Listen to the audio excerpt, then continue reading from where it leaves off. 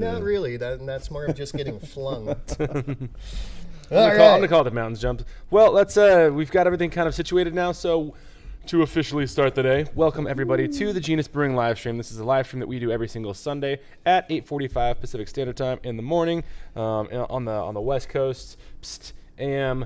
And today we are joined with Thomas Croskery from Emrys Fermentations. Hey. You've seen him on here once before when he talked about braggots and different ways to add herbs to beer. I think was what we talked about, botanicals, something like that. Yeah. And today we are going to be doing a little bit more of a dive into mead and honey fermentations because we were sent some awesome bottles from Doing the Most. Doing the Most, thank you. We're excited to pop these open. And if we've got questions during us trying them, then I'm glad that you're here to answer them. Yeah, that's super cool. Before we get into all the mead stuff, let's go ahead and get into some Genus and Emrys fermentation news / updates. On the Genus side, we did an IPA with Verdant. Yeah, the Lalamond has this yeast out there from the Verdant Brewery over in England. Never used it before. Some people are saying it gives them really nice hazy characteristics, but different, not quite as juicy, a little bit more onto the green fruit spectrum. So, that should be tasty. We'll see how that comes out. Yeah. We did a nice beer de garde going on. I'm excited to finally get one of those in the tank. It was smelling absolutely delicious. A little bit more on the dark, more amber than the pale spectrum on that. So it's got a little bit more malt character than hop character, and it's going to be delicious. We got a Hoppy Cream Ale in the works as well. That's something that we kind of started as an offshoot of a spotted cow style recipe. We do it for a local Wisconsin theme restaurant. So we've kind of been playing with that and evolving it as time goes on. And so this is our third batch. This is our actual second batch of the final recipe on that. The final, okay. But we've done a couple of variations on it. So that's now in the works, and that should be coming out pretty soon.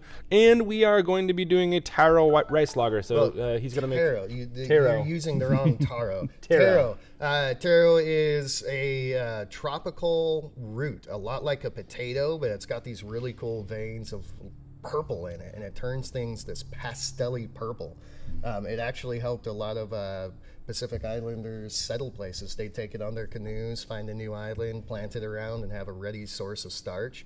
I'm pretty stoked. Have you used it? I haven't actually, no. Yeah. I haven't found it here, so. Oh, the forest. No, yeah, that's right. I was gonna say, I was like, but the grocery store. Wait a minute, you have found it here. Like, no, I need to clarify my. We have more efficient ways of foraging than Thomas does. Fun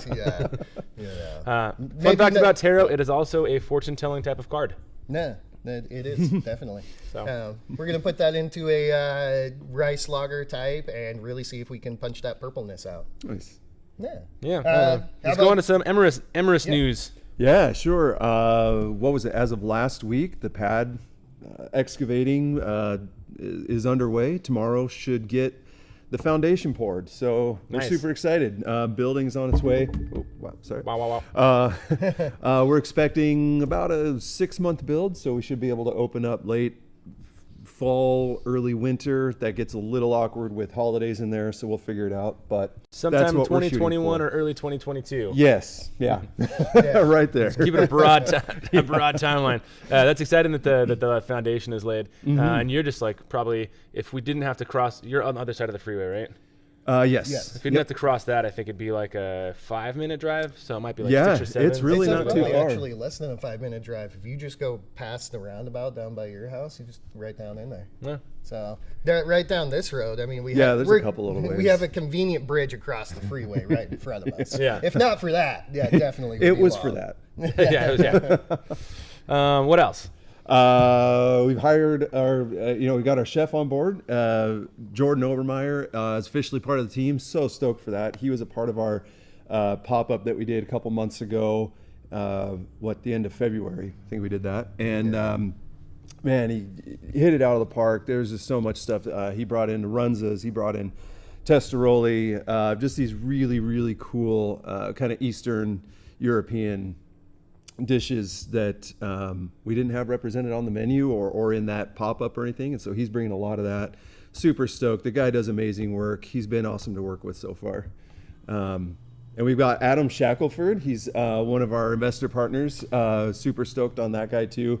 You might recognize his name, especially if you're a local football fan. He was the shock coach when they were winning year after year. So he's got a great sports resume, especially in the arena in college football. Nice. So super stoked to have him there too. That's a good name to have behind it too. Yeah. Probably gonna bring a lot of people in. Yeah. That's awesome. And you're working on a summer tour series of collaborative pop-ups? Yeah, because we kept finding just from, whether this reason or that, we kept finding a bunch of delays, pushing back, which happens a lot. For anybody. But we're hoping to be open this summer.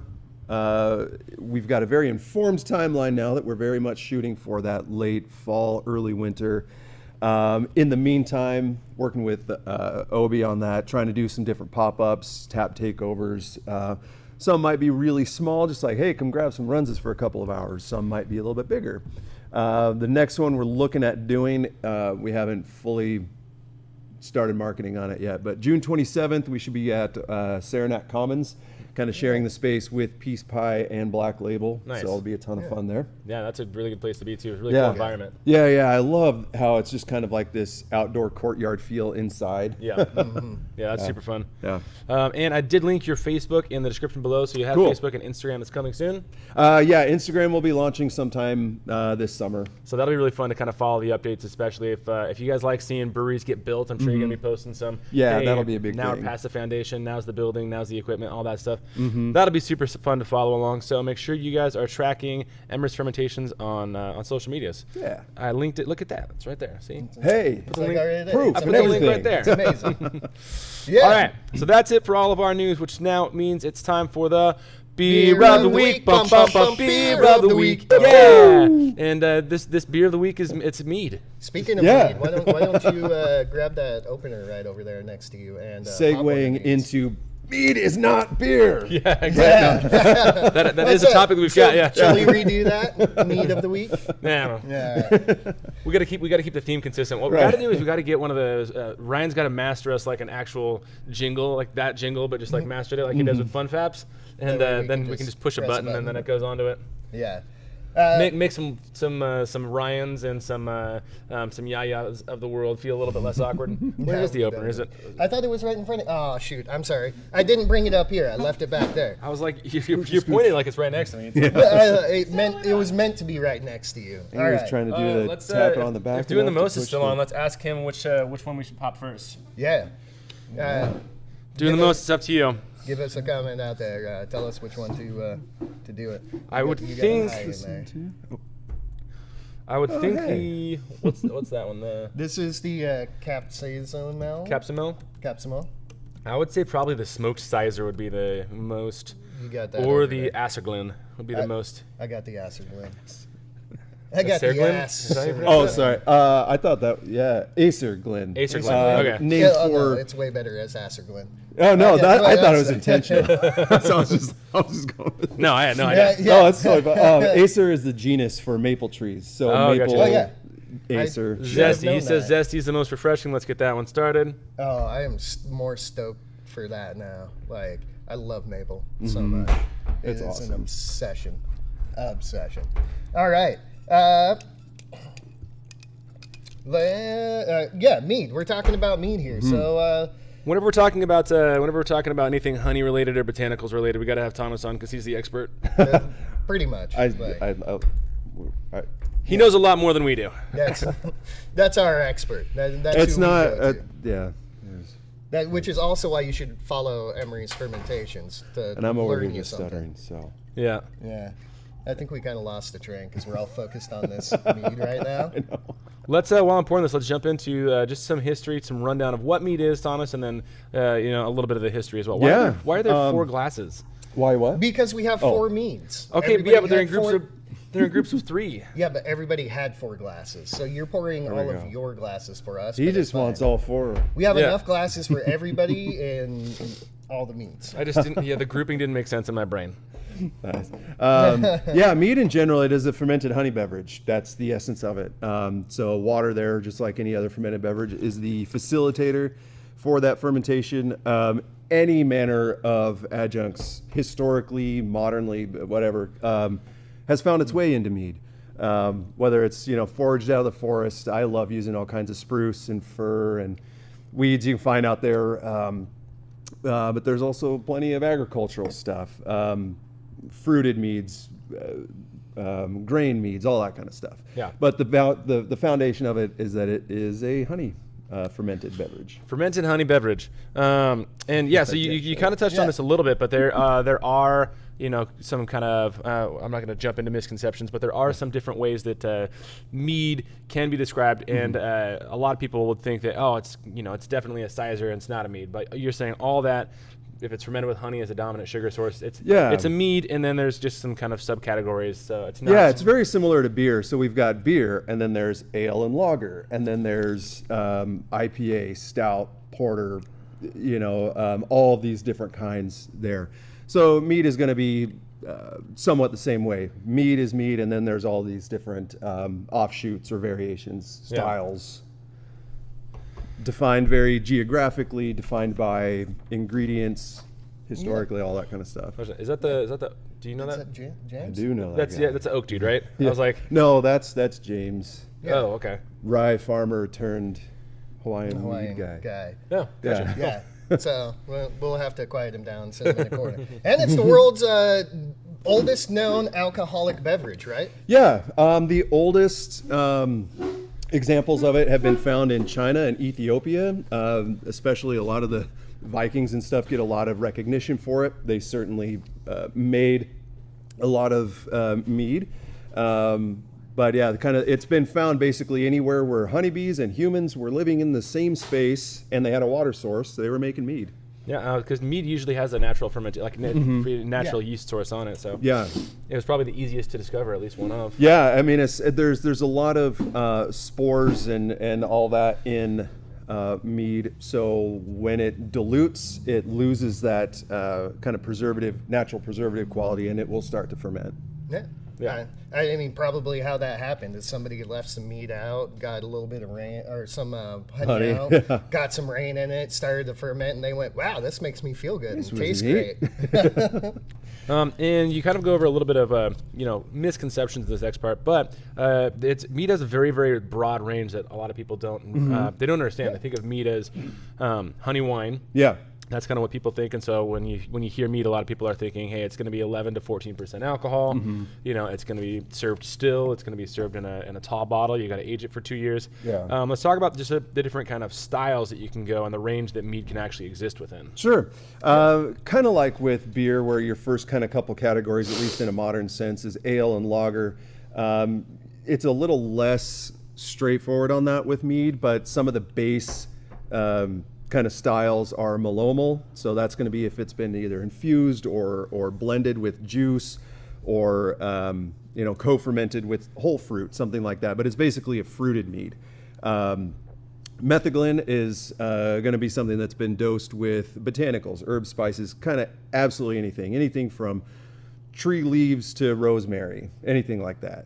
Another one is braggot. That is a mead style that uses grain or malt of some kind. Then there are a whole lot of other ones, like bochet is where you actually cook the honey first. A lot of people say caramelization. These guys love talking a lot about Maillard reaction, so that's more along the lines what it is, but it does bring out somewhat of a toffee caramel flavor.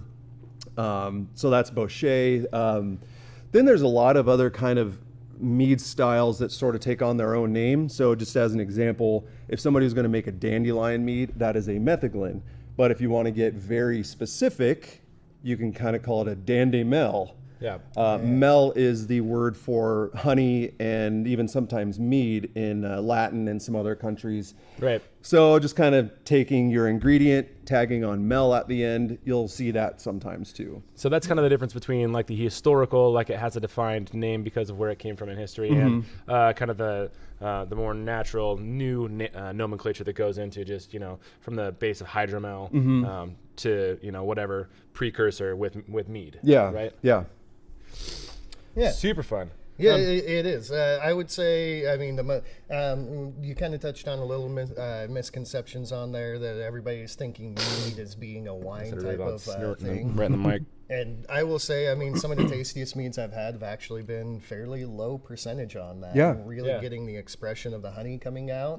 I actually do enjoy almost an effervescent mead. Not quite a full sparkle, but like that little tingle on the tongue to help bring it out too. Yeah, yeah. You know? I mean, it's obviously just going to be a matter of opinion. There's just so much you can do with mead that when I actually started homebrewing mead and beer at about the same time, and I just felt so much, I don't know, more Inspired? I don't. Maybe Free. that's kind of the right free. There was. I just felt like Lower barriers. Yeah. Oh, let's just throw them out. There was less barriers. There was more of a stage, more foundational. I felt like I could do more with mead. Like even with beer, if you want to do a still beer, it's going to be kind of weird. Yeah, even like cask style, which is, it's close to still as we really get in the beer world. Yeah, and it does exist, absolutely. You're just not going to see that kind of mainstream or a lot of people being into it. So it's things like that to me kind of sets mead apart, where you can like literally do anything with it. Yeah.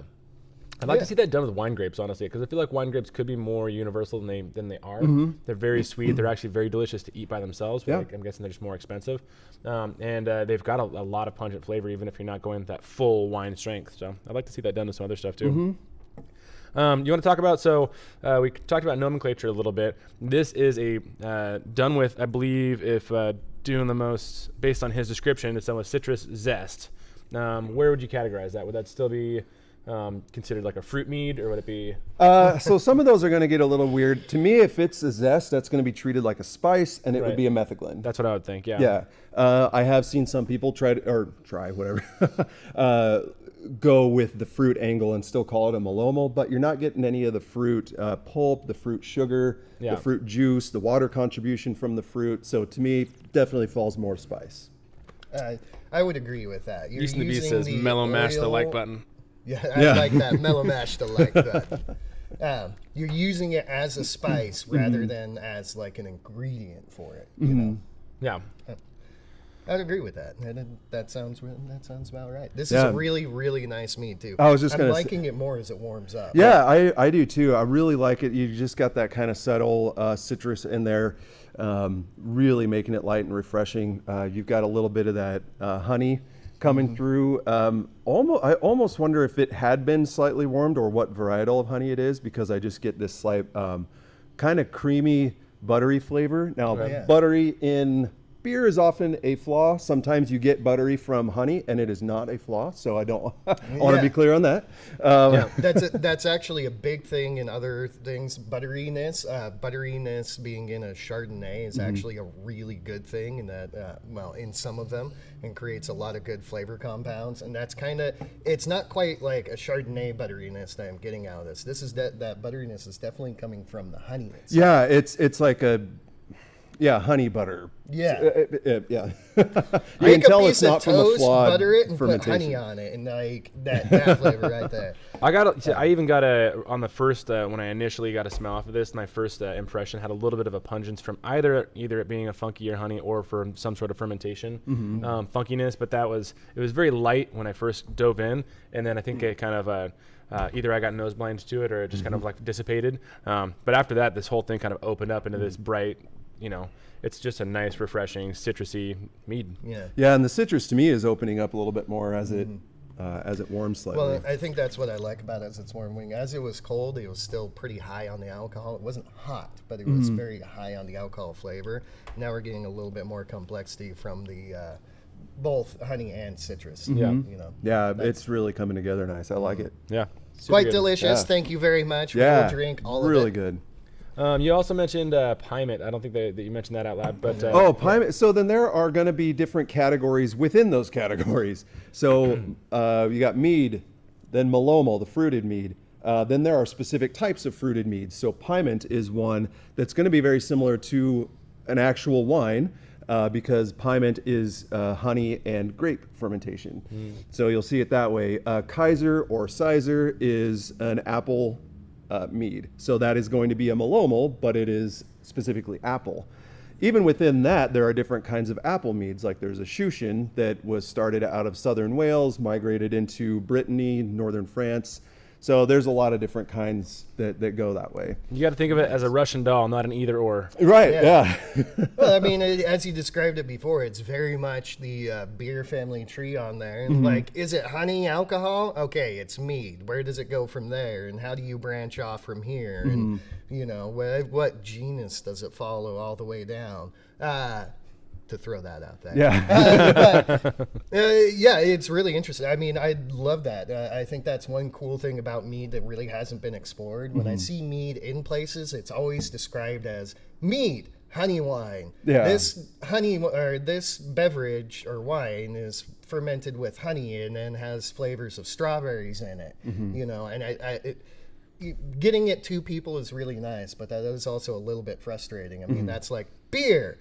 This beer has hops in it and some barley, and you're like, well, man, that's an IPA. Can't you? It's like when they say order a what it beer on the actually movies is? or something. It's Yeah. like, I'll have a beer, and then Yeah, you get one. then It's you like, get one. but You know, I mean, maybe describe it so people who don't know what it is. I'm a big thing for nomenclature on that. I would like I'm people with to you, yeah. learn it, and I think mead is really kind of forgotten about because of that. Because people just think, oh, if I put honey into water and drink it, it's the same thing. yeah. No, it isn't. Come on. What's half beer, half beerwort, half apple juice called? So that could be a couple different ways. The base would be Pre-fermentation, not post. I'm guessing he's talking about when you actually ferment it. Ferment it together. So not a snake bite where you're layering them, but a pre-fermentation. I don't remember the name for this either. okay. Sorry. So you're trying to say if it's blended that way? And then you ferment it. Yeah. Okay. So it's Yeah. a co-fermented way. Yeah. Depending on how it's made, it could be like that Shushin I was describing, which is a northern France Celtic sort of style. Graf is fun, but it could also be a Kaiser, which is much more generic. It's or Sizer. It could go either way. Graf is going to be more like an apple beer thing. That was what was it? Steve, the author, Dark Tower series. Oh, Stephen King? Yeah. Stephen King, yeah, he invented Graf. Graf isn't a historical, real really? thing. Yeah, he invented that for Dark Tower series, which is cool. I love how. I started reading that book once. Yeah, I actually never read them. I just happen to know that. The book was really good. Then I got excited for the movie and forgot about both. You know, so My cousin's yeah, there. there is a movie with Idris Elba. It Sarah. looked like it was supposed to be really good, but then also at the same time, adapting a Stephen King book generally never works. That's fair. So let's get a little bit. Actually, do you want to? Some say the zesty traditional tastes like a lime sucker, like those ones on the floppy paper ring you get from a bank as a kid. I don't know. Oh, yeah, I know what you're meaning. I don't know what the floppy paper ring is. Well, it's like when you go to the bank and it's like a little loop instead of an actual like stick. I still don't know what you mean. Okay, yeah, you might be too young. I'm not sure either. But there did. I wouldn't actually say that. I get a lot more complexity coming out of it, but I could see where people might say that. Just like a classic old school lime sucker, similar to like a Dum Dum. Okay. Yeah, I can get that. Huh. Actually, after you said lime, it kind of started feeling that way. So it was suggestive where it started warming or something.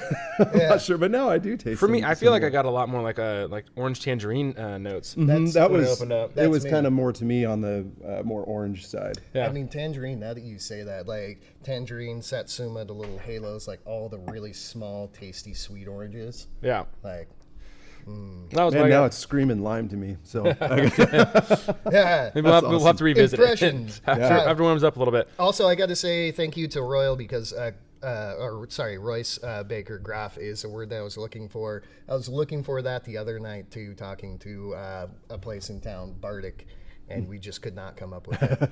Like we were like, oh, snake bites. But for those of you in the United States, a real snake bite is nothing to do with tequila. It is actually beer and cider that has been layered or mixed in the glass. Yeah. That's a traditional snake bite. And then we got a hold of tequila and created something entirely different. Blue tequila, because tequila is naturally blue. Let's get a little political for a second. We talked. A lot of people will say if it doesn't have something else going on behind it, if it's just straight fermented honey water, then it's traditional mead. And that's not really rooted in any historical evidence, right? That's not really rooted in anything that's foundationally accurate. Some mead names, again, just like we were saying, some of them almost get made up. Like the Dandelion example, it could be a Dandy Mill or a Taraxamel with the genus name, but mead makers were looking for, what do we call something that's just water and honey fermented, and traditional came up. But I mean, traditional to what culture or what region of the world? Traditional honey or traditional mead for Vikings was going to include a lot of juniper berries, blueberries. Traditional mead in Celtic regions would oftentimes have apples. So there's all these examples where there's very little historical evidence of prominent meads being just honey and water. So you're saying that people threw tasty local ingredients into whatever booze they were making. Yeah, I mean, and that's another thing. Even very historically, it was just literally whatever was in their backyard. There was some spice trade that informed some areas, things like that. That's how they were starting to get hops and some other examples not rolling off the top of my head at the moment in the northern regions, like for the Vikings, and they were really big on trade. Yeah. So that's where you will see some traditional Viking recipes, including something a little bit different. Yeah, a lot of the Vikings that I've seen like to trade dragons. Yeah, dragon scales especially. You would. So you also mentioned Tej in here, and I don't know what Tej is. Oh yeah, Tej beer. It's a traditional historical Ethiopian mead that uses, what was it? I always mess up with It's that. geisha. Geisha, yeah. So I mean, and that's the another one that's roots, got, what's that? I think it's different though. I think they use the actual sticks in it and the leaves, where most of the time you're only using the root. Yeah, I haven't made this style before, so I don't have a ton of hands-on with it. Well, I have zero hands-on with that style. That's even less than a ton. Yeah, much less than a ton. So I couldn't speak huge on like what parts of the plant they use. It was kind of another example of, there's a very traditional historical example of mead that was more than just honey and water. For those of you on the East Coast, I don't know if they still do it, but Dogfish Head did used to make a Tej beer that you can go check out. Yeah. And that had some sort of a strange fruit in it too, didn't it? And they made it, so they did make it into a beer, so they could actually make it. But it was the traditional ingredients. Sam Calgione even went to Africa, went to Ethiopia and picked up a lot of the ingredients for it. You got the like old school unfiltered honey for some of it. I mean, his test batches and what they put on TV. Yeah. But what they did for the show. and brought a bunch of it in, and he made it. And so, I mean, it should be as close as you can get, at least in the beer world. Yeah. So misconceptions with mead. We've already kind of talked about how nomenclature gets a little bit weird, and people kind of talk about that. Hang on one second. I do have to say this because you did it right. Not geisha, geisho. Root. There's an O on the end. Yeah, I was like, that didn't quite sound right. That's geisha is ladies. Well, there is, but I think there is a I don't know. I said A instead of O. My mind was somewhere else, obviously. Yeah. I mean, when there's boobies involved, why wouldn't it be there? Sorry, that was all right. Not inaccurate though. But a lot of people think of mead just in general, like, and I hear this all the time, just as a general rule of thumb, that you hit like maybe a mini peak at 3 months, and then all meads are going to be really good after a year, but you got to let them wait at least a year, if not two. Let's talk about the misconceptions on the production side and kind of where we can go with that. So even let's start with standard meads that people would consider like that 12% wine style mead. Yeah, so a lot of meads, they did rely, like historically, many years ago, they did rely on spontaneous fermentation, just blending that water with the honey, and pretty soon it's going to start bubbling up. Also from atmosphere and stuff, but there also is enough dormant microbes in honey that it can catch some fermentation that way. Yeah. So that now the sugar in honey is extremely bioavailable, so that means the honey or the yeast are able to eat it very easily, unlike the complex sugars and such that are often in beer. So that's why a beer will actually finish much sweeter than a typical mead, but that's all about microbe care. Well, and mead, honey itself is a little bit antibacterial, so even if you just dilute it, you don't have to worry as much about bacterial effects. Yeah, as soon as it gets diluted, it does lose a lot of those properties. But being in it itself, if you just take the mead, put it in water and seal it in a container, not leaving it open. Yeah. Uh, Which is like as opposed to grain, which is just covered in bacteria. So, yeah, man, that looks so great. Yours are behind your computer. I mean, you can have one of mine too. Yeah. I already ran out of glasses. But yeah, it's already in there. I mean, the yeasts are already in there. You can do it straight off. Yeah, so the yeasts are already in there. The sugar is extremely bioavailable, but considering microbes, honey is extremely nutrient poor. There's not a whole lot of other nutrients just besides the sugar to keep them going. So it was a very slow, long fermentation process just for those yeasts to be able to slowly get through with their low nutrient availability. Fast forward to now, or decades ago or whatever, but fast forward to now, and we've got isolated. Well, first off, we know what yeast is, Hang on as one opposed second. to. Jimmy, yes. All right, go. He's bringing in beer later. Oh, nice.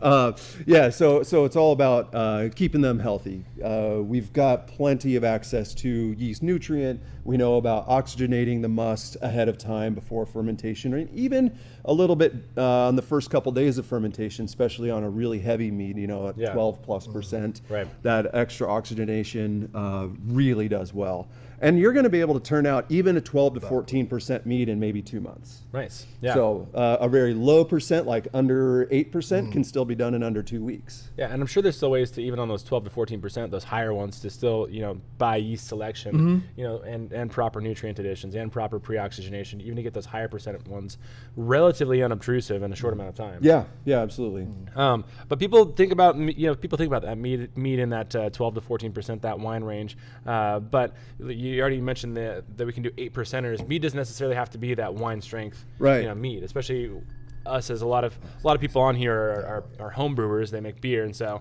they have access to kegging equipment. They have access to a lot of other equipment that traditional people starting in wine style fermentation wouldn't necessarily have, which kind of opens up the door to other things we can do. Yeah.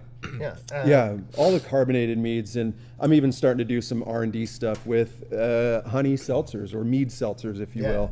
It really can cover the whole gamut. Yeah. All right. So we are drinking the Acerglyn.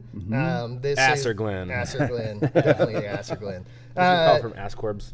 Doing the most is saying that this was made in October or so, right around in there. Maple syrup, buckwheat, honey, QA23, and a little French oak. The buckwheat I get. Man, that's really coming on the nose in the best way. Some people have an aversion to buckwheat honey. It's my favorite honey. You're getting me with this one. Yeah. Wholly my favorite when it's done inappropriately. I really love this. I will say the what was it, Seawolf that you did over at Bellwether? Yeah. Especially the first few times, that was way too strong in buckwheat for me. Like it was like, you put buckwheat in there, and congratulations, it's a great beer. But I'm not gonna drink that. Yeah, it was a braggot that used about 40% of the sugars were honey, and it was 100% buckwheat honey.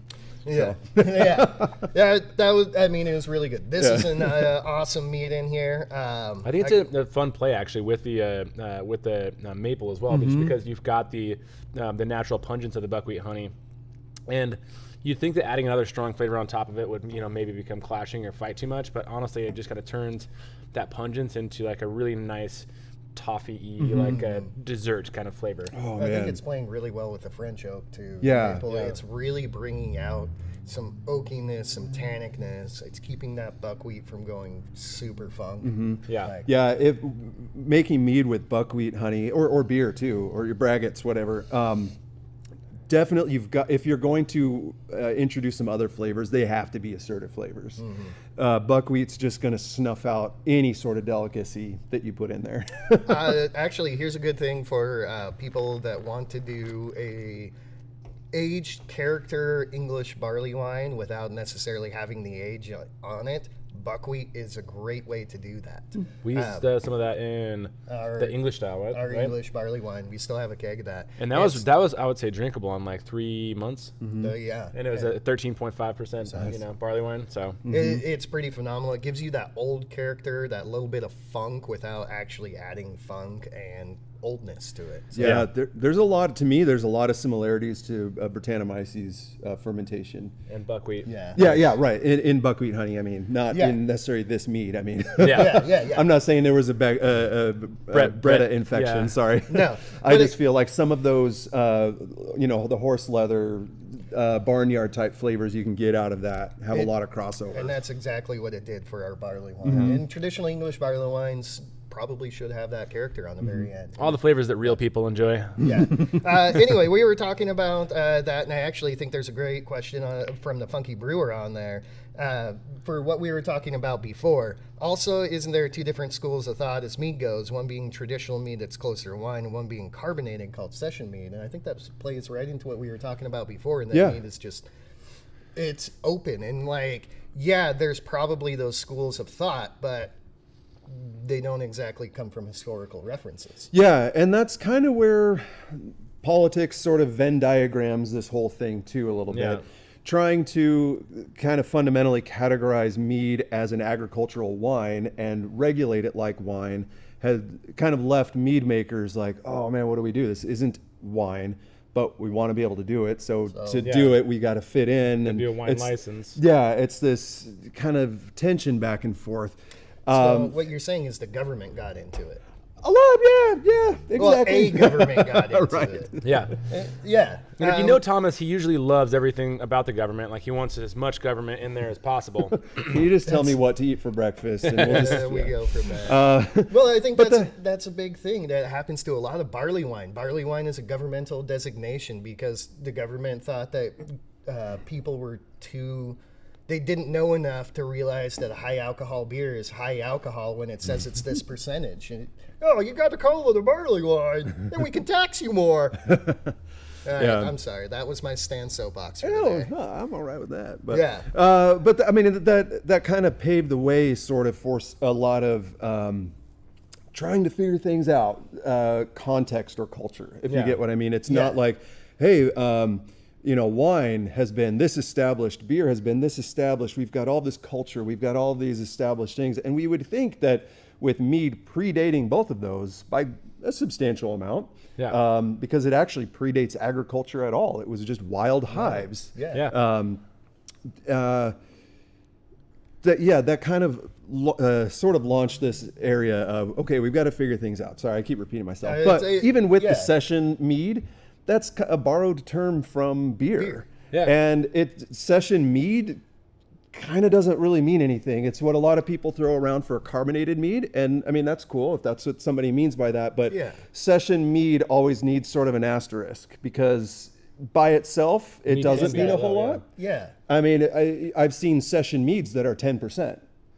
Right. Doesn't make a lot of sense when we're taking that from that beer session. It was like, I'm going to go on my lunch break and have a quick beer. It's 3%. It's going to nourish a little bit, and I'm on my way.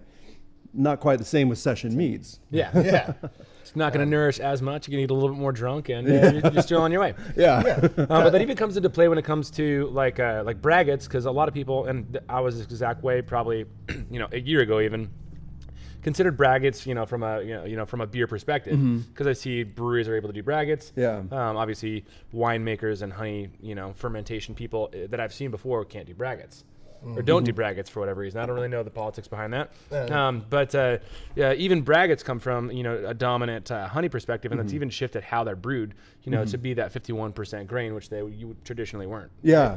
A lot of times, what the record indicates, and there are no recipes that I know of. So this is some conjecture, some on and on. Just full disclosure there. But what it certainly appears to be is that braggots were made as a fortification with that the grain for mostly nutrients. And they were actually putting the grain into their mead for a nutrifying or fortification that way. And it was definitely more honey fermentation with that kind of grain charge, nutrition, body, all that kind of stuff. And then again, zip forward to now where braggots don't really represent, or commercial braggots don't really represent historical cultural braggots from centuries ago, because no wine is allowed to even have a bag of grain on premises. That's you'll crazy. actually get in big trouble even just having it there.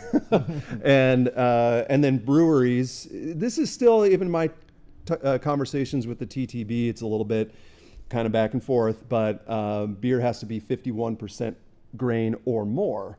That's still, I don't know if that's actually codified anywhere. I haven't found it, and the TTB guys I've talked to haven't found it. I found it in the TTB. Okay. Yeah. It is Yeah. in the TTB, and it's actually not in the LCB. Okay. But if you ask the LCB, that's our state control board, that's the state liquor people, for those of you who don't know. But if you have to ask the LCB, they define the same things as such because they just say we refer to the TTB. Right. Yeah. Yeah. Yeah. So yeah, Washington State does follow all TTB. What makes beer? But I mean, and there's some people that are going to be way more anal about it than others. We had one LCB agent that was definitely strict about, adding any sort of fruit because it's not a beer now for whatever reason. He's gone now, and everyone else is cool with it. But I mean, there's honestly no way for them to really know if we were to do a beer, for example, with 60% honey, or the alcohol by volume comes from 60% honey, and that can even be defined if we use grain to, let's say, the grain, use grain in a very non-fermentable way and the honey in a highly fermentable way. Yeah. By mass, they could be completely different than by where the alcohol came from, for example. So it's a lot of loose. Yeah, and Jimmy was just asking, is that by weight or sugar contributions? Normally, when I talk about that, it's where the ABV comes from. Yeah. So sugar Supposed to be, yeah. Yeah, fermentable sugar contribution. But yeah. Every time that I've heard it is where does the alcohol come from is what they're judging. Yeah. So that could be something that you create a 90% by weight grain beer, but a 90% by alcohol honey thing, and they will still, according to government standards here at least, they will still try to call that a mead rather than a beer. But they don't. Well, you can't call But it it a mead, can't though. because there's grain in it. So it will be a beer no matter what. Yeah, it's. Yeah. I don't know. It's somebody found a way to tax it. Yeah. Yeah. All right. So, quake for mead. Have you experimented with that? I like this question. I have, yeah. So my kind of typical super fast rundown, which I'm not good at those, is I'll pitch a quake, front load all the nutrients you're going to use. There's some different nutrient schedules out there for mead, especially something called TOSNA. If you ever to look that up. But I always front load and then add about 15 to 20%. No, doing all right over here? I'm getting a little warm. I gotta get naked. So yeah, Kvike tends to be extremely hungry for nutrients, and with honey being especially low nutrient, I add about 15 to 20%. There's no science in how much or that percentage. That's anecdote. That's just what I've done. But I front load and add about that. Maybe use Brett. I have in only one, and it is currently still in a keg aging. So and it is a heavy. We were just talking about. It's a heavy buckwheat with Brettanomyces in it. And I will not get to taste that on tap at Emrys Fermentation because it won't go on tap there. For real. Yeah, it might get drank all before that. But yeah, how about... No, I know. It's a half barrel cake. So I'm like, man, me trying to go through this at home is going to be a while. I mean, I can help. Yeah, I will. Once that one ages out, I want to get that one out. It's really fun. That'll be awesome. How about actually like souring meads? Have you done that? Yes, I am experimenting with sour meads. One of my favorite ways of souring it has not come from microbes just yet, but has actually come from whey. I've had you guys try some of my whey meads. Yep. I think some have been really great. A couple have been like, that needs some tweaks or, whatever. One thing to keep in mind is with honey being so bioavailable, you're not going to get all those same biotransformations and same fermentation reactions.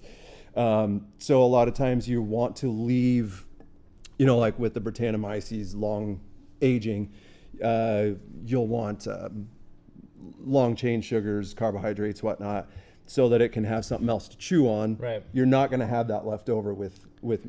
Honey, yeah. So it's kind of difficult to do. Yeah. Being a religious guy, would you consider naming it Yahweh? That could work. Oh, I like There we go. Yahweh, man. I saw this question a little bit earlier. I don't remember exactly who asked it. Aging mead of cold versus hot, I would say that if you're aging anything, cellar temperatures is always going to be the best. It's going to give you the best aging process at the best rate. Keeping it cold in the fridge can really slow down the aging process and extend it, as well as doing a couple different things. Keeping it too warm, and all alcohol. Keeping it too warm definitely will super speed it up and can be very detrimental. So that nice cellar temperature, which is like 55 to 60 degrees, is about. And that's where, I mean, we have a lot of distinctions between wine is this, beer is this, mead is this. But there's also some things that are just across the board. I mean, we're still using, for the most part, Saccharomyces cerevisiae.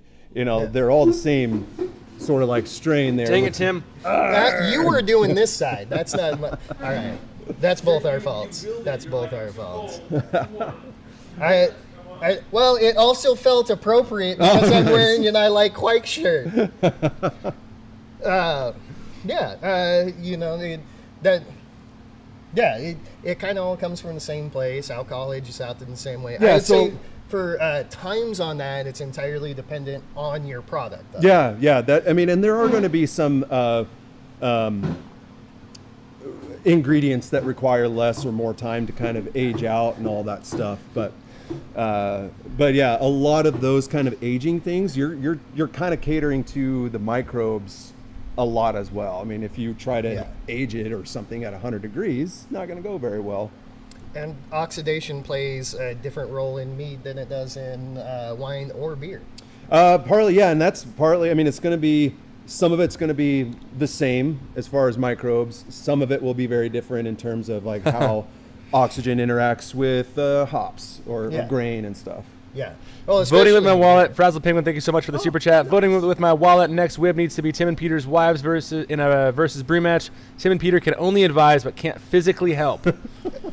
Whatever. Yes, I would say yes, but at least like every hour we have to. Every half an hour we have to have a 4 ounce, so we progressively get worse as the time goes on. Give worse and worse advice, and they just the actual progression is just how mad they get at us over the course of the time. Just go sit down. All right, you did it wrong. Doing the Most had a really cool comment. He has a Perry mead experiment going with Philly sour, which I saw that. Yeah, I didn't think about that, but that could be a really good way to get that full sour experience because it's a Saccharomyces strain that produces lactic acid. Thank God. Yeah.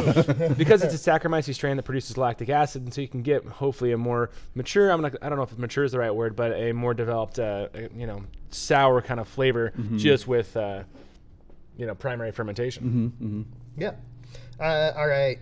Dang it, Yeast and the Beast, you sent us stickers. I appreciate that for our sticker wall. I'll answer your stupid question. It's not stupid. It's an awesome question. He's asking, ferment Lutra. He's asked it a couple times now. It's completely off topic. Ferment Lutra Quake Seltzer hot under pressure. Honestly, we ferment it really hot. We don't do it under pressure. We just let it rip because it's seltzer and it doesn't really need to recapture anything. Yeah. By the way, for Yeast and the Beast also has a YouTube channel, and he sent us some stickers. Thank you for sending those stickers. They're pretty cool, and they are on our wall now. Yeah. Steve Agamemnon, plus one up for the white Aragorn. fight power. Aragorn. Yeah. Thank you so much for the super chat, Steve. We appreciate it. That one's up to them. That's true. I'm not gonna vote my wife.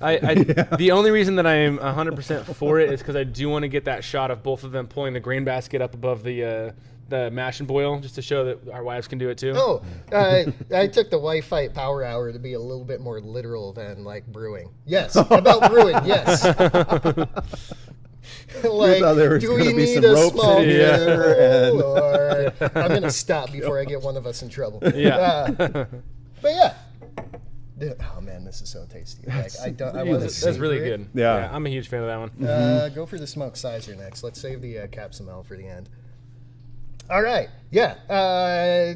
So what we were talking about, misconceptions. We got massively Part of some of those designations, misconceptions, call them what we will, politics, is actually one of the main driving forces why Emrys is going to have dual licensure.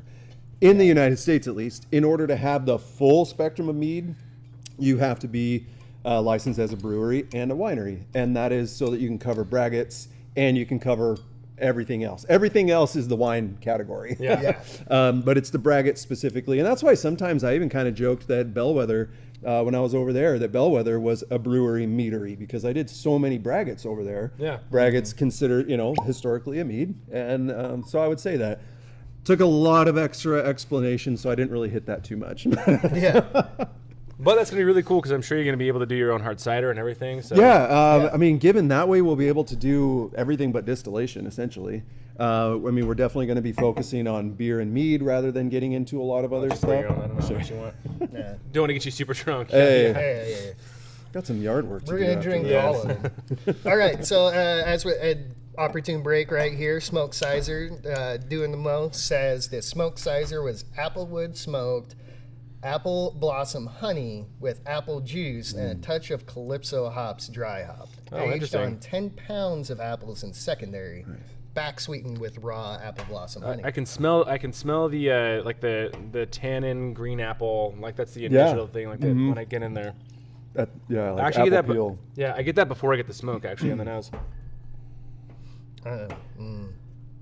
Yeah, and that is sometimes I don't like a smoke aroma, but holy smokes, that's holy smokes. That's a genuine I see what you word did that there. or phrase that I use. But, yeah.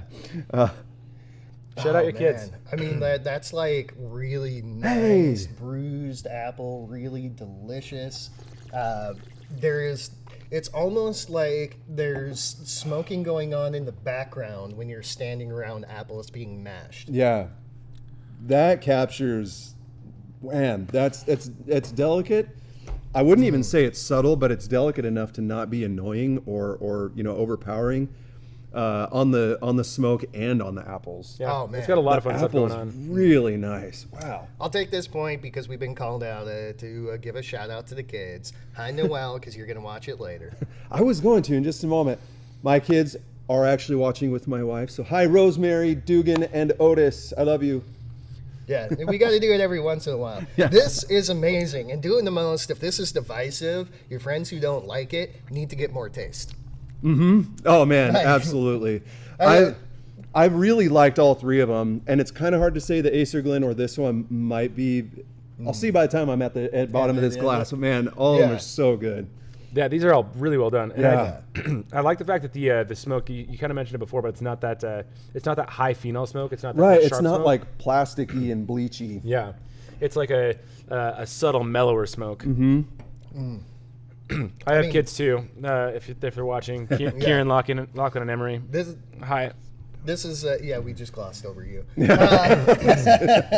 He's enjoying the mead too much. This is really nice. I mean, it does have a high sweet note to it. It's at 14%, but I'm telling you what, I could drink this so fast. Oh man, the smoke level is just absolutely perfect to me. It's an accent. It's not the main focus. I feel like the apple's the main focus. Then you still get some honey delicacy from it, and then just a little bit of that smoke flavor on the back end. The only thing I'm trying to decide is if I want it to be a little bit less sweet. Yeah. Like I'm not sure because I can't. I'm trying to imagine if it's less sweet, is the smoke going to come across more sharp? Is the apple going to come across more acidic, or too much so? But in my mind, that's the first thing that I'm like, do I want it less sweet? I don't know. That's on my mind. I think the only thing that I would want a little bit more is a little bit more acid. Yeah. Like, I don't Which know might that come I want forward less with sweetness, but I want a little bit more tartness coming out of it. That also could just be coming from going from the Acer Glen into To this. the Smoke Sizer. Just relativism. But I don't even care because I'm gonna do like So good. If anybody else very wants tasty. more of this, put it in your glass now. 'Cause I'm gonna drink the rest of it. But yeah, all right. So we were talking about you're having Dual licensure. dual licensure on that. And it's not only for braggots. I'll say we will be doing just straightforward beers as well. Straightforward. Yeah, you say that. No, you're going to be doing some grain-based fermentations. Is what you mean. Yeah. Actually, one, and calling it, speaking of kids, named after my youngest, O'Finnigan's Red Lager. It is going to be straightforward grain, water, hops, and yeast. You heard it here. You're gonna have one of those. Yeah. Well, I still don't believe it. Actually makes sense with the theme that you're doing in that. Having a nice red lager in there would be very traditional to it. I guarantee, just off of habit, off of accident. I don't know. I've got something stuck in my throat right now, but off of habit, you're just gonna like dump some honey in there. I know. Yeah, I'm going to probably. say, all right, what's here? I'm having a crisis. Okay, there we go. There we go. His pre-boil gravity is gonna be. What is wrong with my throat right now? All right. Now, this. It's gonna be a little bit too low, and he's gonna be like, I need to find something to get it up there.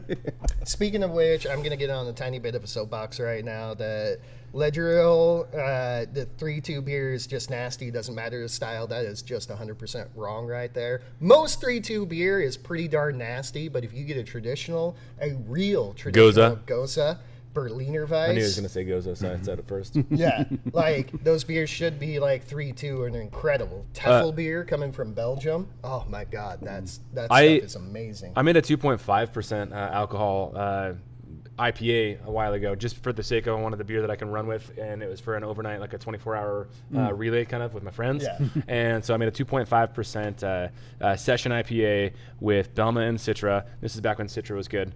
When it was citrusy and not like cat urine. But I gave it a good amount of body with lots of flaked oats. I actually did use a decent amount of chit in there too, and then I used a little bit of kind of a more complex sugar for the alcohol. So instead of using just base malt, I use like brown sugar and stuff like that to give the perception of some more character. And the IPA, it turned out really, really good. It's 2.5%. Now, for everybody in podcast land, they are talking about states in the United States that are still near beer states, and they can only serve draft 3-2 or below. And most of those beers going on are just disgusting. 3.2 Corona is worse Corona. I agree with that. We understand the sentiment. We agree with the sentiment. But we're saying as professional brewers, we can make 3.2 beer percent. You can make really good. delicious low alcohol beers. You just need to put some effort into it. And most of the time, the states that are in there, it's not worth fighting the government for. Well, it's not worth fighting the 3-2 laws for to do it. Just put it in bottles, put it in the store, and buy it from a bottle and go from there. So, all right, back to this. So, you were talking about doing a red lager. Yeah, doing a standard beer for that. Dual licensing, whatever. Yeah. Funky Brewer, thank you so much for the super chat. Just want to say thank you for all of your knowledge and help. I've learned so much from you guys, and as I have from brewing school, you guys are awesome. Keep doing your thing. Hey, appreciate that. That's awesome. Yeah. Has learned as much from us as he has from brewing school. That's right. This is my brewing school. That's right. All right, so I do see that Ledgeril 89 did say on there that doing 3-2 beers, they're not meant to, and that's our sentiment right there. So I agree with you, definitely. So is that going to be the only normal beer you're doing? In terms of looking ahead on the beverage menu, yeah. I do have some others, like there's a dark mild on there, but I'm going to throw in some pine. Yeah. So it'll be pretty straightforward, but I'm going to throw in a little pine on it. But pine is not necessarily an untraditional ingredient. No, and a lot of stuff that I like to use does have kind of a sense of tradition or historicity to it, some sort of precedent. There's definitely some stuff that I use that's just doesn't have any precedent. Yeah. But I really like to go after those things that have some sort of foundation to it. Yeah. It's been done before. Maybe it's so old it's forgotten. That's what I like to say sometimes. Well, I love this because of it, especially in nowadays, we don't think about these things, but we did not have single yeast beers until about 200 years ago when Louis Pasteur discovered it. I mean, he discovered penicillin working on beer, which is amazing because beer saves the world multiple times and sometimes produces penicillin. We didn't use hops traditionally in beer until about 500 years ago, and we have at least a good record going back about 12,000 years of brewing beer. We've been using hops for like 500 of that. Like, at least exclusively. There is evidence there was hops used before that, but certainly not like it is now as the standard. Yeah, you're making beer in Scotland. You don't use hops because you can't get them. They don't grow there. You're making beer in Africa or in China, or well, I guess China. There's probably some regions that probably they grow there. I haven't looked into that, but yeah, it's a very tall country. Yeah, it is. I mean, it's small. There's not much surface area at all. True. Yeah, it's super small. That's what I learned in school. But yeah, I love that. I love that you're bringing back some of those real ancient styles and getting people used to what beer used to be and what beer really can be beyond our traditional 4-ingredient Reinheitsgebot. Yeah. Let's shift gears a little bit because we talked about like not using beer, and let's go back to mead because that's what we're talking about. Another misconception that we've already hit on, but is that mead is universally sweet. I want to talk about production a little bit and how, because I'm pretty sure that all 3 of these meads were back sweetened. It tasted like it. So far, he has said that, except for we don't know about the capsumel. Yeah, so not 100% sure, but back sweetening is actually a really fun process that happens and can happen in beer, and a lot of people kind of don't take it for what it is in beer. But it's applicable in both beer and mead. So let's talk about different ways that you've seen back sweetening work and what all you've done to back sweeten. The most common way to back sweeten or to have a sweet finished mead is, well, first off, what it's not. It's not just trying to kill fermentation at that, goal of you hit your percentage or your alcohol percentage. Now it's a little bit sweet. Now you're going to try to kill fermentation. There's a lot of other work that yeast do in cleaning up flavors rather than just producing alcohol. Also, it's really unreliable to try to halt a fermentation like that. So that's what it's not. What it is, or the way that you get the best control, is formulate your recipe. You don't have to drink right now. You don't have to, formulate the recipe. Trying to like burn through all formulate the recipe for the exact mead or ABV that you want. Assume that it's going to finish pretty dry, maybe even at a solid 1 or under 1. And then at that point, stabilize your mead. Is it going to be temperature, chemical, or filtration? And then you can back sweeten, throw in a little diluted honey. I really have had some fun with back sweetening with different juices, and you can put a lot of different flavors together. One of my favorite combinations is doing a chamomile infused mead, but then back sweeten it with pineapple juice. Man, that's awesome. You get this nice, subtle, floral pineapple juice thing. And pineapple juice has a little bit of starchiness to it as well. So if you're doing, I don't know if you've done it as a carbonated beverage, but that should produce some head. Yeah, it was a carbonated. Yeah.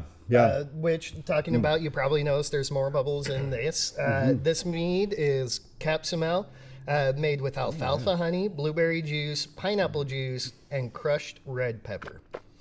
Other batches use super hot peppers with Reaper and Ghost pepper. Just crushed red pepper in this one, though. It's subtle. It's nice, though. I mean, it tastes, if I'm giving a blanket, like, brain off statement, it's a red hot to me. But when I dive in, what it tastes is like fruitiness and then just the tingle on the back of my tongue. Like, there's a good amount of fruitiness, and I do like the pineapple as a mid-sweetening. So beautiful. The pineapple is probably the biggest thing on the fruit character, but the blueberry in there is just a flavor quality. I can definitely, I could see pineapple and hot peppers. I wouldn't have necessarily thought blueberry and hot peppers, but man, that works. That's so good. Holy cow. Yeah, that gives you that front end, that mid-range fruitiness. It offers kind of the base of the, it's not where the sweetness comes from, but the flavor comes from the Yeah. That's really good. That fruit combo with the red pepper, that works. Yeah.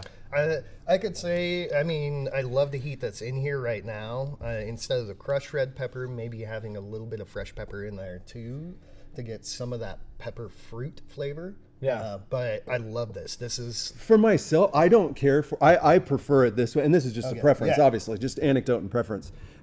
Sometimes you get into some really weird flavors with the actual fruit of peppers, like even coffee. It'll start tasting like coffee, or coffee can taste like green peppers. Yeah. So they can kind of go both ways a little bit almost. But I would definitely have a red or an orange, some kind of sweet pepper in there. Habanero could go really well, or something like that. But like you said, this particular thing, like, you should probably send us a 6-pack. Yeah. And then also send us a whole case of this. The smoked sizer, send us a whole case. Yeah. Doing the rolls. All right, who's got that on grandfather. bingo? Who's got the asked for beer to be sent? Yeah, it's there. Check it off. My girlfriend's grandfather has killed 2 cases of this, and of this one in the last few months. Yeah, for sure. Oh, yeah. Oh, my God, yes. This will go I down like fast. that the spice, I mean, it's there and it's very present. It's not limp-wristed.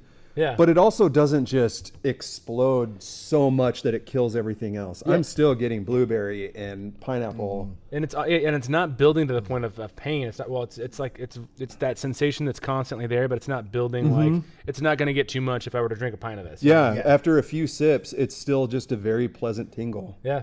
Yeah. It's awesome. This is great. Beautiful. Really, really fun. Absolutely beautiful. All right, now that I've derailed us again. All right. Production. Let's talk a little bit about. We were talking about we were talking about a little bit of misconceptions. Yeah, and we were talking about back sweetening. Yeah, back you can sweetening, back sweeten with kind of like any sugar source. Your big thing that's going to give you the most control is to stabilize it first. Probably the easiest way to do that, especially on a homebrew level, is going to be through sulfites. Potassium metabisulfate and sulfite, and man, now I'm Sodium, blanking. usually the other one. Yes. Camden tablets. Yes, sorry. one of them keeps them from reproducing, and one sorbate. of them actually sorbate. Thank you. Yeah. Yes, potassium sorbate. That one keeps them from reproducing, and the other keeps them from, or actually kills them. Kills them. Yeah. So- I call them potassium sorbate is a yeast condom. It surrounds the yeast and prevents them from budding. While the or the potassium metabisulfite is a killer. That's an assassin. That's a great way to explain that. I don't think we want to put both of those into birth control terms, because I feel like that's going to get a lot more controversial. Yeah, I did not put them in birth control terms. It's the K-meta. You put one of them into- one of them. It's a yeast assassinator. You put other one of one's them a into condom. you put one of them into birth control terms, and I really thought the other one was going to go really dark. I was about to think. I was like, oh my gosh, I'm gonna have to respond to this on live. Oh man, no, it surrounds them and prevents them from budding. So it's a condom. My kids are still watching, so no, I'm kidding. Well, all right. I'm just kidding. You're gonna have to So learn you're about welcome. it someday. I'm sorry. All right, so back to all different right. types of sugars. Let's talk about where flavor in honey comes from. If you're back sweetening with honey, for example, Yeah. Oh, yeah, you don't yeah. always have to back sweeten with honey. I don't know if you mentioned that. You can back sweeten with pineapple juice. You can back sweeten with anything that has a sugar source. But back sweetening with honey can offer a lot of character based on. So I'm curious about the different types of honey and where they get their flavor from, but also what flavors you found they dissipate that are in the honey over the course of fermentation, which makes them a better back sweetener than a fermenter. Yeah. Certainly some of the more delicate flavors, if you just kind of open up a jar of honey and smell that, depending on the varietal, depending on the year, terroir, et cetera, you could get just this enormous bouquet of flowers. Go ahead and dilute that and ferment it. It could be very... Oh, he wants some more. I was like, This is gone. Not that one. I could have probably helped there. Oh no, it's all right. Just keep talking. Yeah, well, all right. I'm going to jump in right there because you said a really cool very thing distracting. that I love, and the wine world. I don't know if they've purposely done it, but they've really taken this word is terroir. Oh, terroir, yeah. Yeah, this is a big thing for people who don't know what we're talking about. This is literally the region that it's made of, everything that affects it. So in honey, it's what the bees feed on. But what are those bees feeding on? What soil are they growing in? What's the climate like there? everything that goes into producing that product. And we talk a lot about it in wine because it's what's the terroir of the grapes. What do the soil, the heat, the moisture, all of that stuff. But it's important for hops, grains, and bees too. Yeah, and what yeah. they're eating. Orange blossom honey from Florida is going to be way different than orange blossom honey from wherever else oranges grow. Yeah, Yeah. absolutely. And I'm doing Depends. a big thing on terroir with Emrys, partnering up with a bunch of small apiaries around town. And the way varietals work with honey is what flower they were foraging on. Blueberry blossom honey is a varietal. Raspberry blossom is a varietal. Orange blossom is a varietal. Anyway, so whatever flower source where they're foraging. I'm taking a little bit of a spin on that, and I'm calling them geographic varietals or neighborhood varietals. So I'm setting up hives with apiaries in the area like Moose Meadows, Birds of the Muses, and Hamilton Hives. Those three working with right now. But for example, setting up hives in Kendall Yards. That's actually a question I was going to ask. If Yeah. you're going to do an urban hive. Yes, 'Cause so we'll urban have- forage hives are way different than rural ones. Yeah, so hives that we have set up right now, I can give you examples right now. Kendall Yards, there's hives there, and we'll make, not going to blend this honey at all, Yeah. and we'll make mead out of that honey. I don't know if I'll be able to get, 7 cases of it or 100 cases. Depends on how productive those are. I've got some small farms up in the kind of Chatteroy area where we've got some hives up there. Hang on. Kendall Yards, for those of you who don't know Spokane, Kendall Yards is a really nice, small pedestrian district in downtown Spokane. Chatteroy is very much north of us and is in a farming community on a much higher plateau than where actually Spokane sits. Yeah, for sure. We've also got, we're going to be setting up hives on our building. So we'll have a bunch at the River District. And then I'm going to make mead out of these, and then we'll just see exactly like the only difference. And we'll use the same water source. I'll use the same yeast to ferment these. And then we will see the difference in that terroir, and not a difference of terroir like Spokane to Florida. Yeah. It's Otis Orchards to Kendall Yards to, 5 miles apart. Right. Yeah. Yeah. Which is going to be really, really fun. And it's going to be very, very different honey that's going to make very, very different mead. Yeah, this is incredible. I love this, actually experimenting around with what real terroir does. When people come in here making mead, I mean, we normally stock 4 different types of honey in here for people. And people think, oh, I'm going to go to the store and just buy honey off the shelf and make mead. Yeah, And it's yeah. one of those things, you just... It had will that- ferment. You had that face. Yeah. You're probably using clover honey. And what does clover taste like? Or Well, you're using roasted corn sugar. Or yes, that one. That's what. Yeah. If it's from a kind of non-reputable source, and we've talked about politics Oh, just a man. couple of times, Okay. but if it's imported honey, I just don't even trust it, frankly. Like when you go Honey to flavored KFC sugar. Yeah. and you get honey sauce. What the hell is honey sauce? You couldn't put honey into a bag and sell it. I'm sorry, there's another stand. Yeah. But come on, son. But at least they do call it honey sauce instead of like honey. Honey, yeah. Right. And Half of that's the a little big bears risk that you there. get, though, half of the little bears you get are, they're corn sugar flavored honey. They're It corn is, sugar yeah. flavored honey, and it's not that hard to opposite, but yeah. actually normally get good honey Mm-hmm. around. You can normally find local honey, and that's probably a pretty decent honey. Yeah. I mean, like a lot of different just street corners from local apiaries, set up shops, farmers markets, downtown, like at Main Market, you can get honey there. Huckleberries, they sell local honey. So yeah, there's some really great sources. You can also just, whatever city you live in, just search my city local apiary and you'll find a bunch. Yeah, nice. Yeah.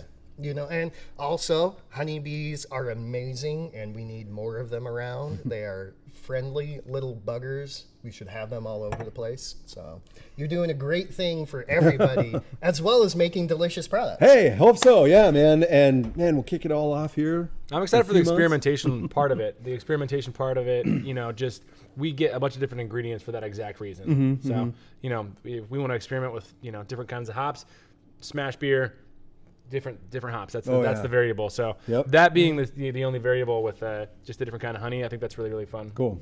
Yeah. Let's do a quick Soluble Oak update and then see if we can get a couple of Q&As done.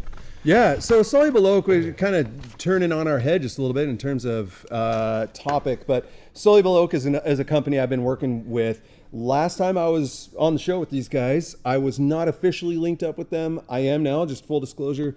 I am working with Cal, the guy that has developed the process of Soluble Oak. He is putting together the whole company, he's doing great stuff.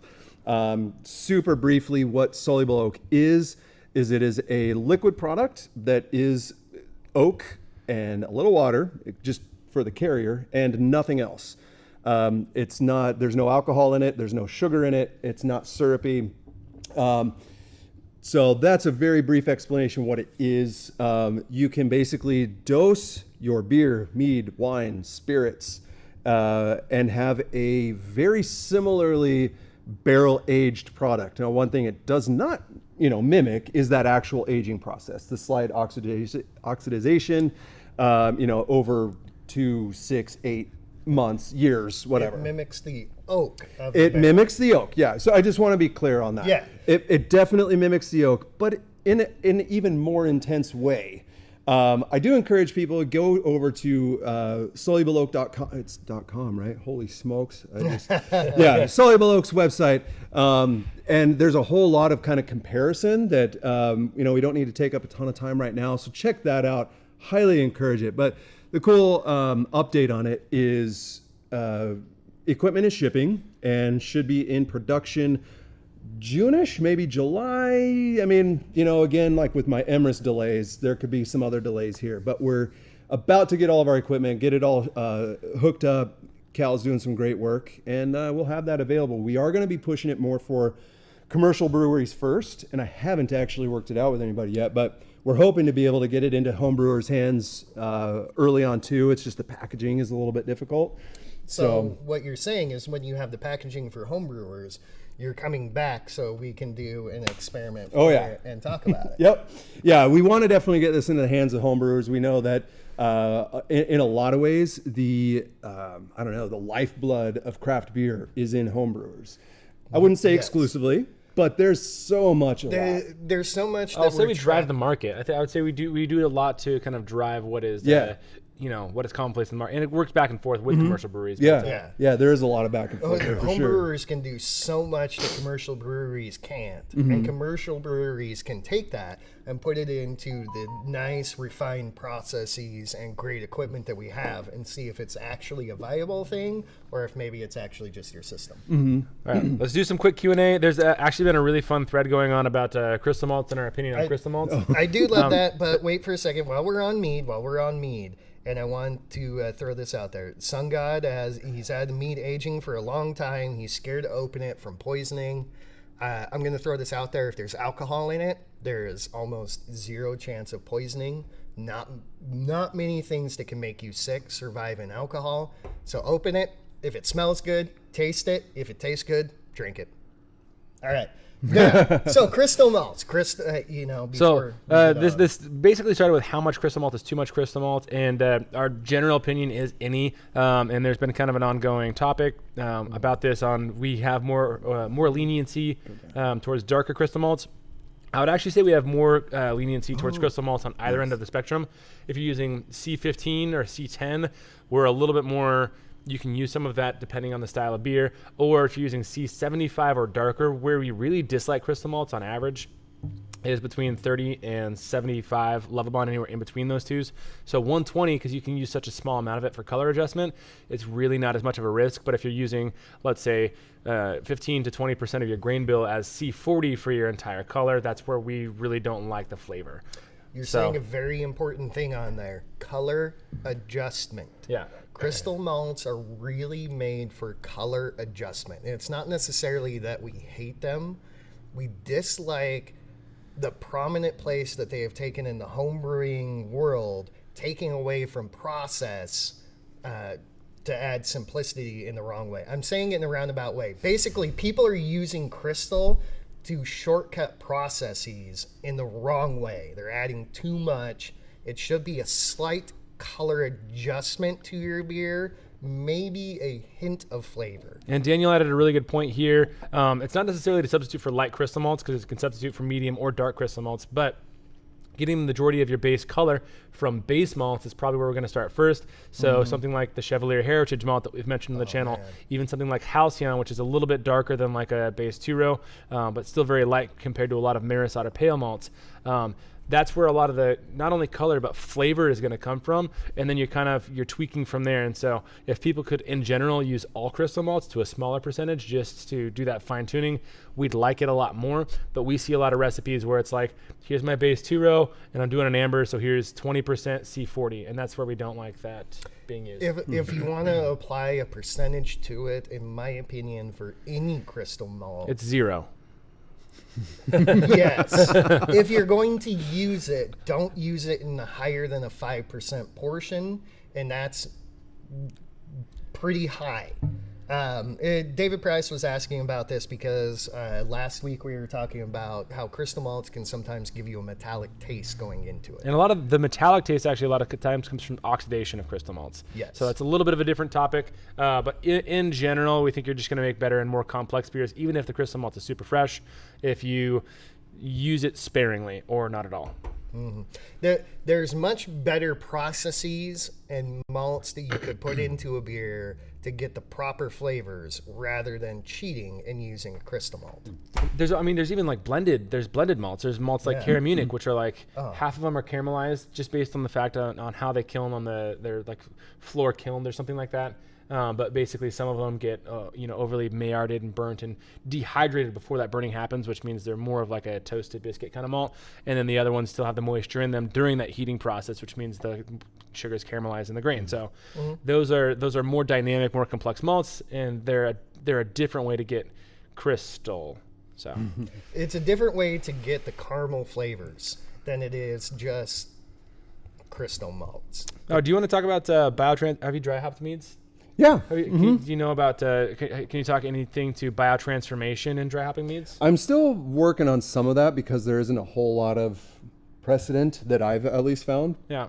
So like that one hazy mead that I gave you, that was primarily dry hopped. And it did also use some whey in there for some acid, a little bit of creamy kind of body to it.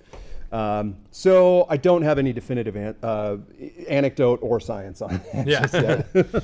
All right, somebody had a good question here. Can you mimic different Yeah, I saw that. styles of oak? So the soluble oak, the way that you're describing it, is just a straight up oak and not maybe a bourbon oak or a tequila oak. Yeah, so straight out of the gate, it will be, and in fact, one of the slogans is oak plus nothing.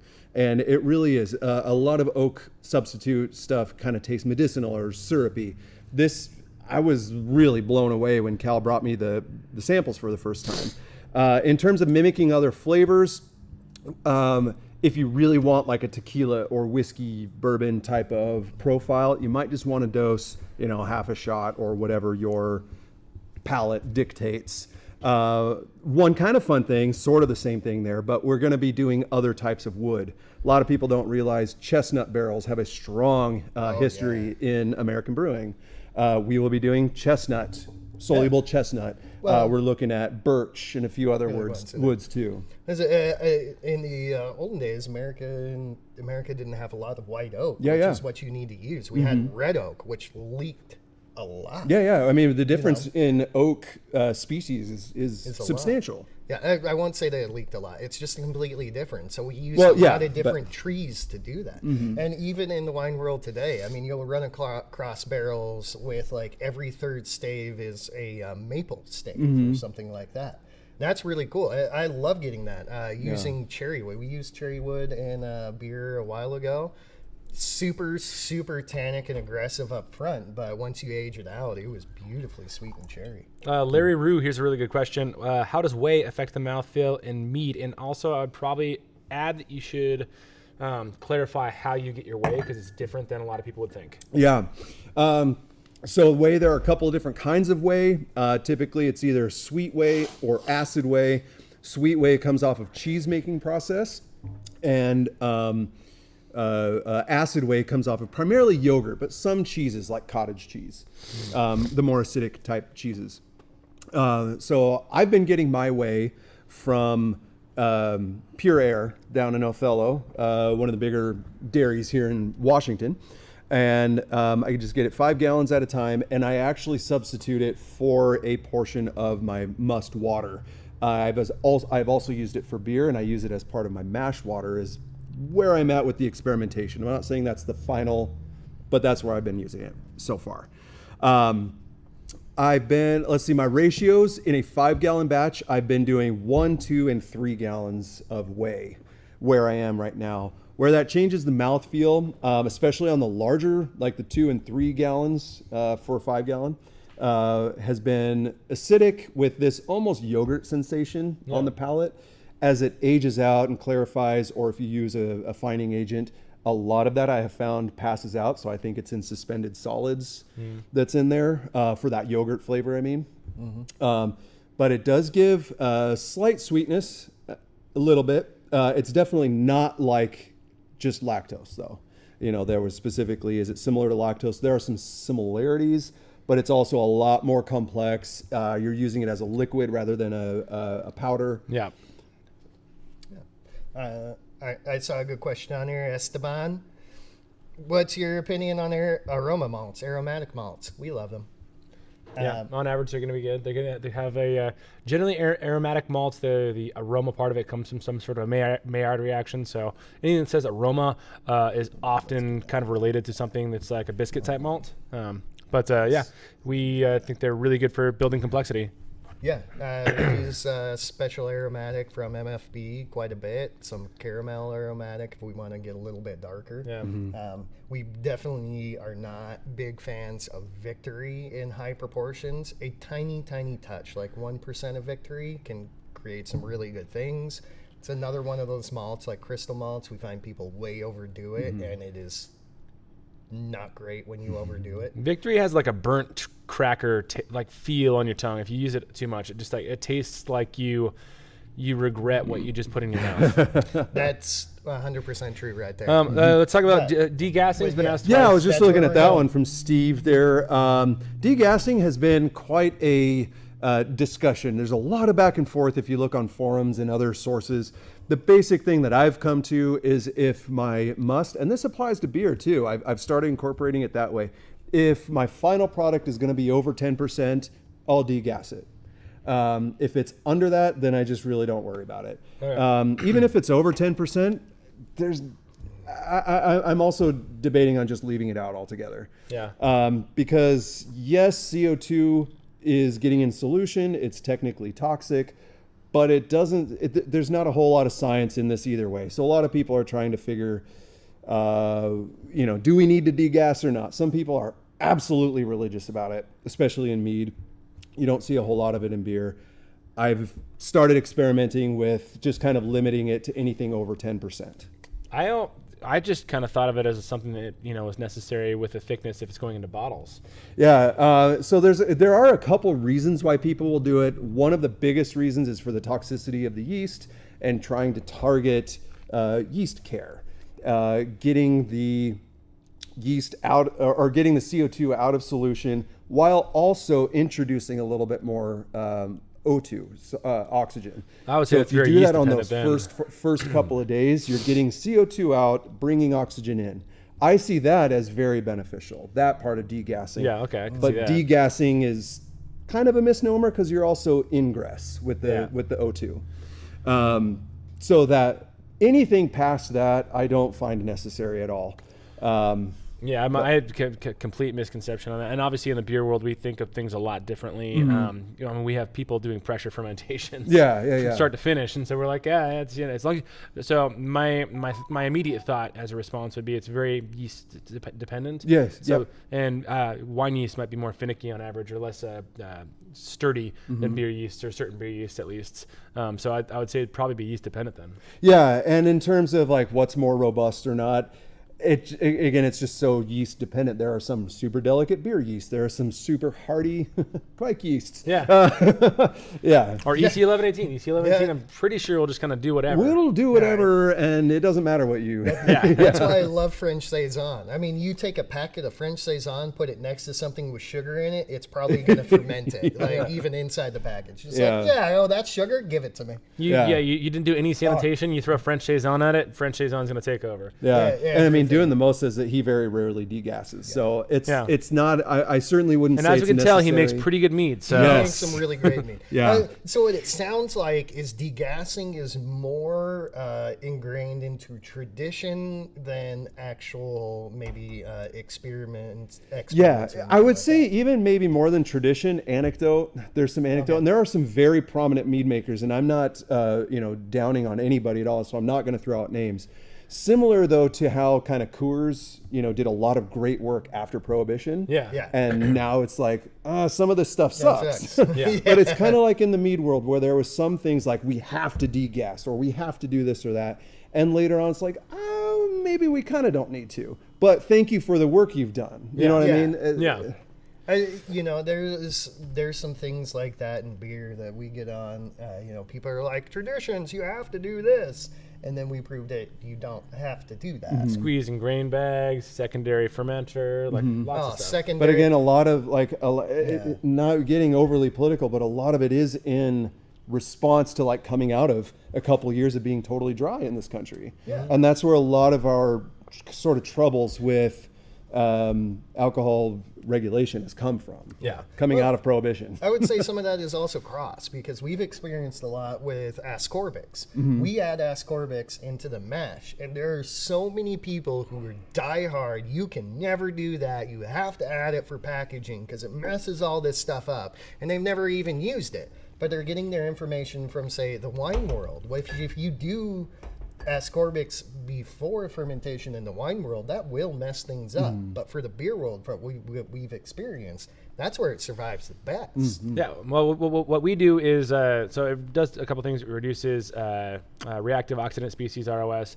and then it also creates certain precursors that impact the Maillard reaction during cooking. And so people, we all kind of know if you boil something for a long time, it's really shelf stable. That actually has to do with certain, they're called reductones that are made during the Maillard reaction. And those reductones are very oxidation preventative and long-term package. So if you want a good shelf-stable beer, even if it's a lager or even if it's an IPA, you boil it for 120 minutes, it's going to be a fresh beer, a month down the road. Yeah. I see a couple of questions that are could probably be put together, but ale yeast or beer yeast in mead, yeah, totally great. You can do, they can cross over. They're just different strains of the same species. Yeah. You can totally do that. I mean, I've done SO4, SO5, pretty straightforward, done a ton of quikes, done some Saison yeasts. You don't get a ton of phenolics out of Saison yeast in mead, and I'm thinking partly because it doesn't have the complex sugars, it just ferments way too easily. Well, that's one of the things I would love to see actually made with French Saison. French Saison on cider is probably one of my favorite yeasts. Nice. That nice, tiny, subtle, and it almost gets like a cardamom flavor coming out of it. You should try from Hierophant. I worked up there for a couple years. The ginger pear is Bella Saison. Yeah. I enjoy that one actually a lot. That one ferments with Bella Saison. Yeah. Bardic does a lot with that. Nice. The cider maker from Bardic generally comes in and asks us for yeast. We hand her a package and she makes it, which is awesome.